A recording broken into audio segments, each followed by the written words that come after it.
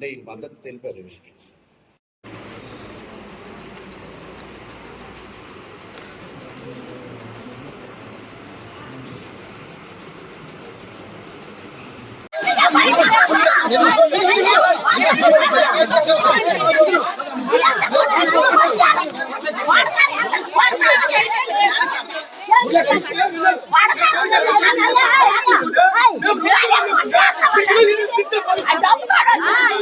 నమస్కారం అండి. నా పేరు రేజర్ శేఖర్, పార్కపురం మన్యం జిల్లా పాల్కొండ మండలం అల్లపురం గ్రామం.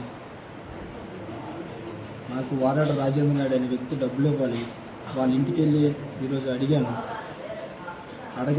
అడగగా వాళ్ళ మాయలైనటువంటి వీపు బుజ్జినాయుడు, వీపు మురళి, నువ్వు మా ఇంటికి వచ్చి డబ్బులు అడిగే స్థాయి అనేది సాకల లంజ కొడక, అగ్రకులానికి చెందినవాడు, నీ స్థాయి ఏటిని బ్రతికేటి అని అన్నారు.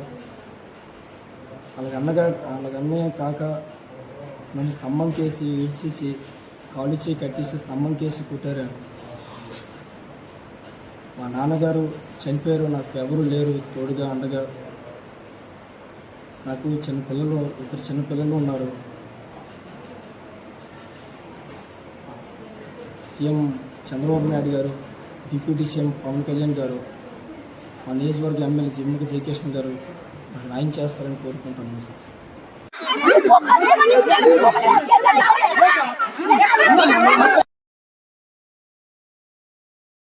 జిల్లా పాల్కొండ మండలం లక్ష్మీపురం గ్రామానికి చెందిన రజ కుటుంబానికి చెందిన నా పేరు శేఖర్ ఏజెంట్.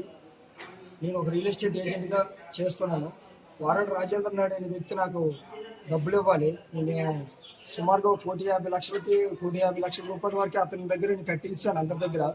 ఆ డబ్బులు అడగడానికి వెళ్ళేటప్పుడు వాళ్ళ కుటుంబ సభ్యులైనటువంటి వీపు మురళి, వీపు బుజ్జినాయుడు నాపై దాడి చేసి అగ్రకులానికి చెందినవాడు, రజక్ కమ్యూనిటీ చెందినవాడు. మా నాన్నగారు లేరు, ఎక్స్ ఆర్మీ చనిపోయారు.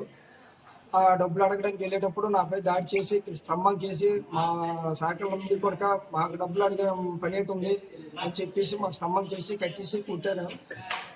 దీన్ని నాకు న్యాయం చేస్తారని మనస్ఫూర్తిగా కోరుకుంటున్నాను.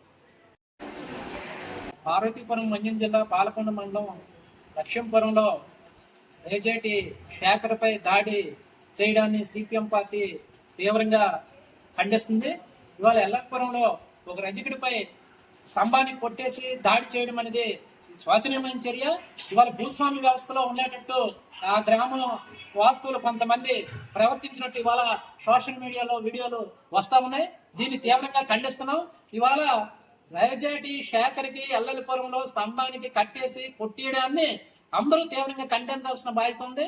వెంటనే దీని మీద దర్యాప్తు జరిపి దోషుల్ని కఠినంగా శిక్షించాలని, లేకుంటే మేము ఆందోళన తీవ్రం చేస్తామని చెప్పేసి ప్రభుత్వానికి మేము హెచ్చరిస్తున్నాం. ఈరోజు